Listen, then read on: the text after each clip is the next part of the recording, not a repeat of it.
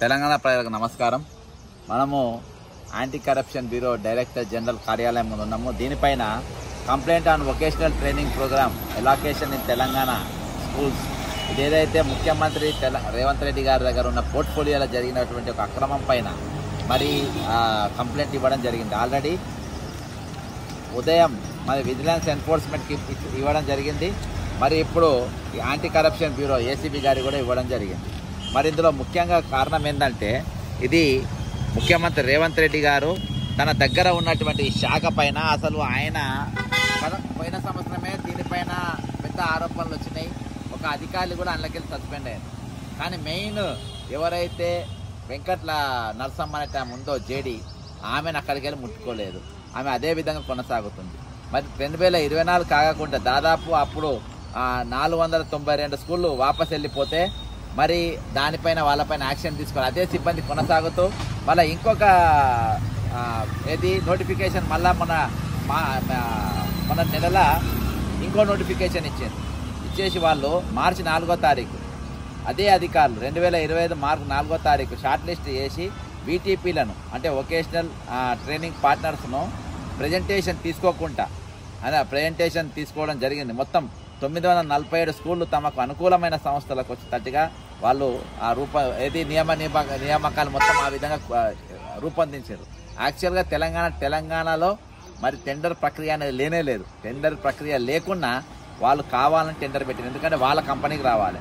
మరి ఇందులో పనిచేస్తున్నటువంటి ఏ నరేంద్ర అనే వ్యక్తి మరి వొకేషనల్ కోఆర్డినేటర్గా తను పనిచేసిండు. దేనికి స్కిల్ ట్రీలా పనిచేసింది. దీనికి ఇండస్లా మరియు వీళ్ళు పాల్గొనకుండా గతంలో తాను పనిచేసిన ఐసీఏ మరియు దాని సన్నిహితంగా ఉన్నటువంటి వాల్యూ ల్యాబ్ వీటీపీ లాభం వచ్చేటట్టుగా చేసింది. మరి వాల్యూ ల్యాబ్ యాడెడ్ కూడా ఎట్లా వచ్చినట్టు చేసిందనంటే, మీకు ఒక ఎగ్జాంపుల్ చెప్తా. అగ్రికల్చర్ ట్రేడ్ అని మొత్తం 159 ఉంటాయి. ఇలా అయితే 59 ఇందులో వాల్యూ ల్యాబ్ ఒకటి వచ్చింది.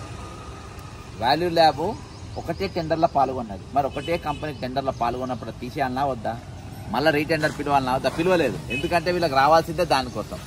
అయితే ఇవన్నీ ఛత్తీస్గఢ్లో కానీ కానీ సమగ్ర శిక్ష నిధుల్లో 300 రూపాయల కోత. ఎందుకు కోత అయింది ఇది?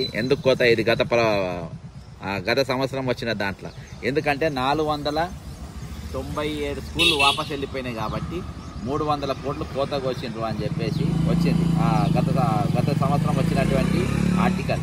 ఈరోజు రేవంత్ రెడ్డి గారు నా దగ్గర విద్యాశాఖ నా దగ్గర ఉంటేనే బ్రహ్మాండం ఉంటుంది, వేరే దగ్గర ఉంటే అది సర్వనాశనం అయిపోతుంది అని చెప్పే రేవంత్ రెడ్డి గారు, మరి అది మీ దగ్గర ఉంది కాబట్టే మా భయం. వేరే దగ్గర వాళ్ళు ఉంటే మా దగ్గర భయం లేదు. నీ దగ్గర ఉంది. ఈరోజు నువ్వే చెప్పుకుంటావు, నన్ను దొంగను చూసినట్టు చూస్తుండ్రు, నా చెప్పులు ఎక్కకపోయే చెప్పులు దొంగ లెక్క చూస్తుండ్రు, నేను గుంపు మేస్త్రి అని నువ్వే చెప్పుకుంటావు. నీ దగ్గర అన్ని శాఖలు భ్రష్టపట్టిపోయినాయి. ఈరోజు మున్సిపల్ నీ దగ్గర పెట్టుకున్నావు, రోజు హైడ్రా దుకాణం పెట్టినావు, రోజు 10 ఇండ్లు గులగొట్టని నిద్రపోవు, మళ్ళీ అలా పెద్ద వాళ్ళు ఎవరిని ముట్టుకోవు. అలా నవనిర్మాణానికి యాడ్ మొత్తం ఆయనకు అప్పచెప్పేసినావు. నవనిర్మాణం దారత్వం రాహించేసినావు. వాసేవాడియో చెరువులో కట్టుకుంటే ఆయన ముట్టుకోరు. మీరు ద ప్రెస్టేజ్ చెరువులో కడితే అది ముట్టుకోరు. రేపు అవి కొన్ని రోజులు మళ్ళీ అవి కూలిపోతే వాళ్ళు రోడ్లపైన ఏడవాలి. ఇది నీ దుకాణం. సేమ్ ఇవాళ ఎడ్యుకేషన్ డిపార్ట్మెంట్ కూడా అదే. నువ్వు జపాన్ పోయినావు, వేరే దేశాలు పోయినావు, అమెరికా దేశం పోయినావు, డల్లాస్ పోయినావు, ఎక్కడెక్కడో పోయినావు. ఒక్క దేశంలోనో ఒక యూనివర్సిటీ కన్నా నువ్వు పోయినావా? ఒక్క యూనివర్సిటీ కన్నా పోయి మరి ఇక్కడ ఈ దేశంలో ఉన్న యూనివర్సిటీలు ఏ విధంగా పురోగతి చెందుతున్నాయని వెళ్ళినావా? ఒక్కసారి వాటి దిక్కు చూసినావా? ఏది చూడలేదు. నీకు ఎందుకంటే విద్య పైన నీకు అవసరమే లేదు. నీ దగ్గర ఉన్న ఏ శాఖ మీద కూడా నీకు అవసరం లేదు. అది ఏ ఉత్తమ్ కుమార్ రెడ్డి దగ్గరనో, శ్రీధరబాబు దగ్గరనో, దామోదర నరసింహ దగ్గరనో ఎవరి దగ్గర ఉన్నా మాకు ఇబ్బంది పడేది కాదు. కానీ నీ దగ్గరకు వచ్చినాకనే అది ఇబ్బంది పాలైంది. భయం అవుతుంది, ఇంత పెద్ద స్కామ్లు అవుతుంది. ఇక్కడ చూడు, సమగ్ర శిక్ష department of school education government of Chhattisgarh. ఈడ కూడా 5 సంవత్సరాలు అనుభవం ఉంటేనే వాళ్లకు ఇది. అంటే నేను అనుభవం లేకుండా ముఖ్యమంత్రి కాలేదా? వీటికి అనుభవం అని అంటే అదే జీవితాలతో కూడుకునేవి పోయి. ఇవి పిల్లలు రేపు గ్రామీణ ప్రాంతాలలో ఉన్న పేదల కోసం పెట్టినటువంటి స్కూళ్ళు ఇవి. ఈ వొకేషనల్ స్కూళ్ళు వాళ్ళు తరబేదు పొంది వాళ్ళ జీవితాలను సక్రమ మార్గంలో పోయడానికి, ఉపాధి తెచ్చుకోవడానికి నేర్పించే కోర్సులు ఇవి. ఇక్కడ కూడా సక్రమంగా లేకుండా ఇక్కడ కూడా అక్రమంగా పాల్పడి అక్రమదారులకి ఇటువంటి ఇస్తే ఎట్లా చెప్పు? ఈరోజు రాజశేఖర్ రెడ్డి ఉన్నాడు, ఇలా పవన్ కుమార్ అంటే ఆయన ఉన్నాడు, సురేంద్ర అనేటోడు ఉన్నాడు, ఇంకోడు మన ఈమె జేడి లక్ష్మమ్మ, మన వెంకట్ నరసమ్మ, వీళ్ళందరూ కూర్చొని రాత్రి 8 గంటల దాకా ఆఫీసులలో కూర్చుంటారు. దీని పూర్తి వివరాలు మొన్న వీడియో చేసిన, ఆ వీడియో నేను నేను డిస్క్రిప్షన్లో నేను పేస్ట్ చేస్తా, కాపీ పేస్ట్ చేస్తా. మీరు దానికి అలా చూస్తే మీకు దీని జరుగుతున్న స్కామ్ మొత్తం కంప్లీట్గా వస్తుంది. ఈరోజు విజిలెన్స్ కానీ, ఏసీబీ కానీ, సిబిఐ కూడా ఇవ్వబోతున్న కేంద్ర సంస్థలు కూడా. ఎందుకంటే కేంద్రం 60% నిధులు, రాష్ట్రము 40% నిధులు. మరి 60% నిధులు మేము ఇస్తున్నప్పుడు మరి ఇక్కడ ఇద్దరు కేంద్ర మంత్రులు ఉన్నారు, బండి సంజయ్ ఉన్నాడు, కిషన్ రెడ్డి ఉన్నాడు. మరి వీటి మీద ఎందుకు చూస్తలేడు? వీటి మీద ఎందుకు దృష్టి పెడతలేరు? అంటే మాకు అవసరం లేదనుకుంటున్నారా వీళ్ళు? కాబట్టి ఈరోజు మాకేందని ఆకునూరు మురళున్నాడు, ఆయన అన్ని స్కూళ్ళు తిరిగిండు. మరి స్కూళ్ళల్లో ఇంత స్కామ్ జరుగుతూ ఉంటే నువ్వు కమిషన్ చైర్మన్గా ఉన్నారు, మరి ఇదొకసారి మీరు రివ్యూ మీటింగ్ చేయాలి కదా. ఈ కేంద్రంకి వెళ్ళి ఎన్ని నిధులు వస్తున్నాయి విద్య కోసమా, వెట్టిపోతున్నాయని మీరు ఆలోచించాల్సిన అవసరం ఉంది కదా.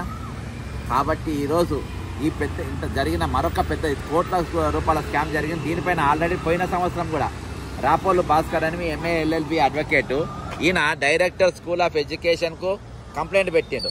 కంప్లైంట్ పెడితే దాని మీద ఎటువంటి చర్య ఏమని పెట్టిండు? Request to conduct detailed enquiry with regard allotment of PM Shri schools for vocational education and take necessary action against illegal allotment by additional. అప్పుడు కానీ దానిపైన ప్రియాంక అనే మొక్కల్ని లాహికి చెందినట్టు ఒక్క గుడిపొడి ప్రియాంక ఒక్కల్ని సస్పెండ్ చేసిండు. తక్కిన ఏమని చేయలే, అందరు యథావిధిగా పనిచేస్తుండ్రు. వాళ్ళందరూ కూడా చర్యలు తీసుకోవాలి, ఇది కాపాడాల్సిన అవసరం ఉంది. గ్రామీణ ప్రాంతాలకు ఉన్నటువంటి వ్యక్తులకు వాళ్ళకే ఇవి న్యాయం జరిగేటట్టుగా ఈరోజు అవి చేయాలి, వీళ్ళపైన యాక్షన్ తీసుకోవాలి. అంతేకాకుండా ఆడిటింగ్ కూడా చేయాలి, ఎంత నిధులు వచ్చినాయి, ఎంత నిధులు కోల్పోయినా కూడా ఆడిటింగ్ చేయాలని కోరుకుంటూ సెలవు తీసుకుంటున్నా. జై తెలంగాణ. ఇంకోటి మర్చిపోయినా, హోంశాఖ కూడా ఆయన దగ్గర ఉన్నది. మరి ఇప్పుడు ఆయన హోంశాఖనే 2 ఫిర్యాదులు ఇచ్చినా మరి అవేమైతే కూడా చూడాలి. జై తెలంగాణ, అమరవీరులకు జోహార్.